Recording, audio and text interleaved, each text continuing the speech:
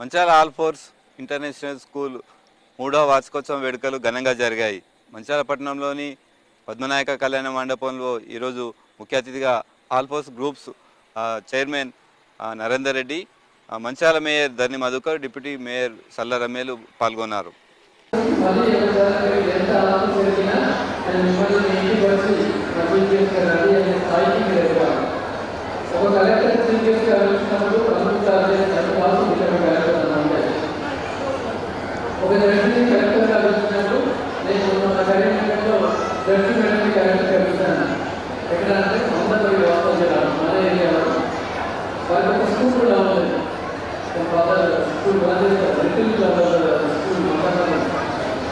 అదే స్కూల్లో చదువుతుంది ఎప్పుడో ఒకసారి మన స్కూల్కి గడిచి వచ్చారంట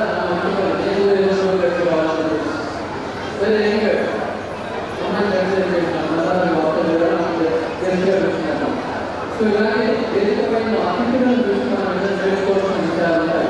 కాబట్టి తల్లిదండ్రులు పిల్లలు కూడా టీచర్ భోజనాలను మనం వినేటట్టు చేస్తామని లాభం జరుగుతూ ఉంటారు.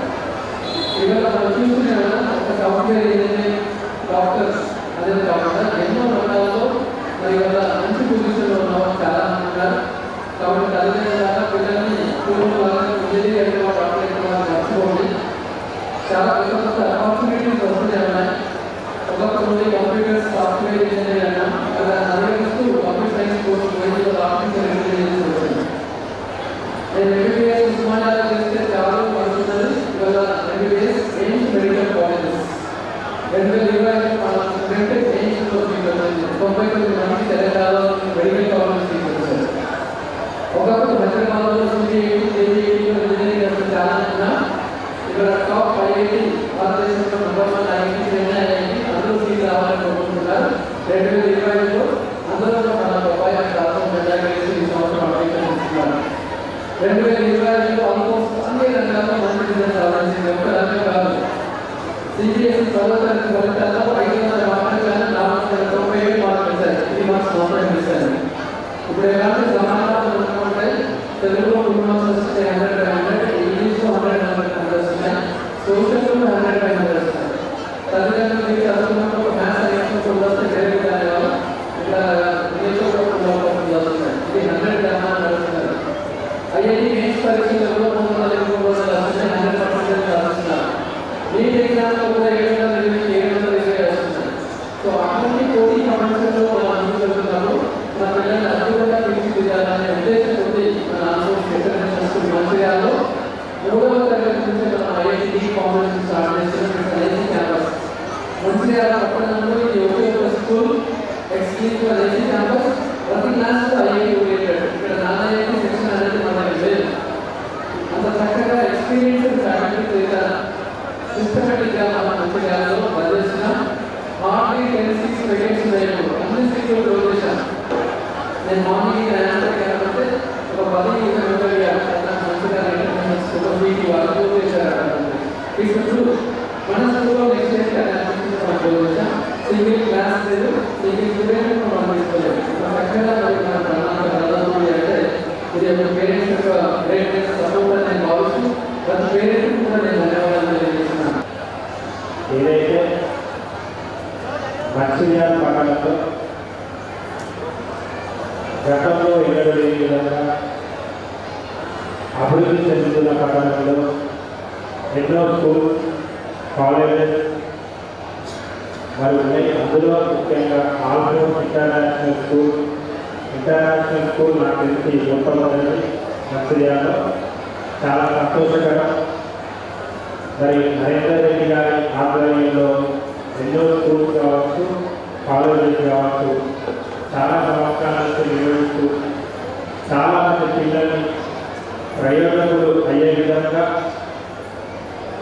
మరి విద్యను నేర్పిస్తున్నటువంటి యాజమాన్యానికి ప్రత్యేకమైన ధన్యవాదాలు తెలియజేస్తూ చాలామంది ప్రయోజకులు అయ్యారు. ముఖ్యంగా ఇంతకుముందు ప్రార్థించినట్టుగా కలెక్టర్స్ కావచ్చు, డాక్టర్స్ కావచ్చు, వివిధ శాఖలకు సంబంధించిన అధికార సోదరులు కావచ్చు, మరి డిప్యూటీ మేయర్ గారు మంచిర్యాల ఆల్ కాలేజీలోనే చదువుకోవడం, వారు ఈరోజు చీఫ్ గెస్ట్గా ఇక్కడికి రావడం చాలా సంతోషంగా ఉంది.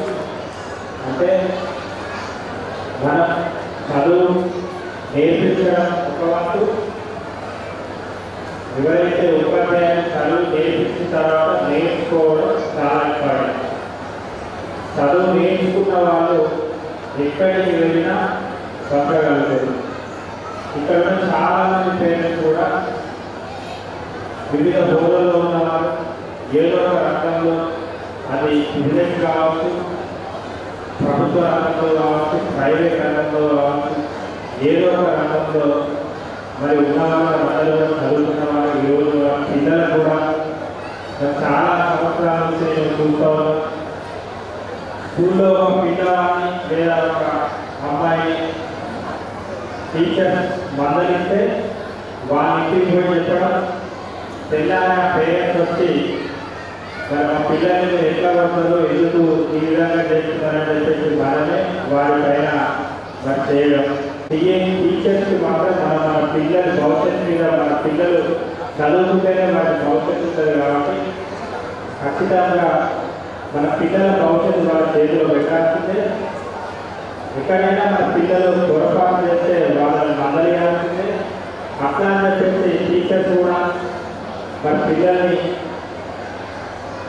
విద్యను బోధిస్తూ మంచి మార్గంలో వెళ్ళడానికి అవసరం ఉన్న ఇప్పుడు పాల్పడుతున్నారు. గతంలో ఇప్పుడు ఎవరైతే పిల్లలలో తాతలు కావచ్చు, వారి తాతలు కావచ్చు, ఏ రకంగా కష్టపడితే మరి ఈ స్థాయిలో ఆ పిల్లలు అనేది స్కూల్లో చదువుకుంటున్నారు.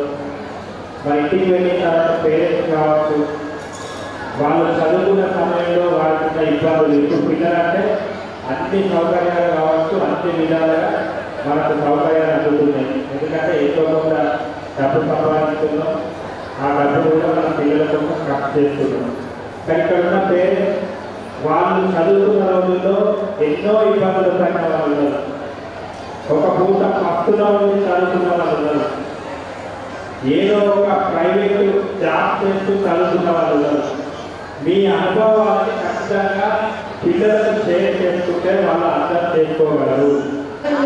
అలాగే రాజకీయ నాయకులు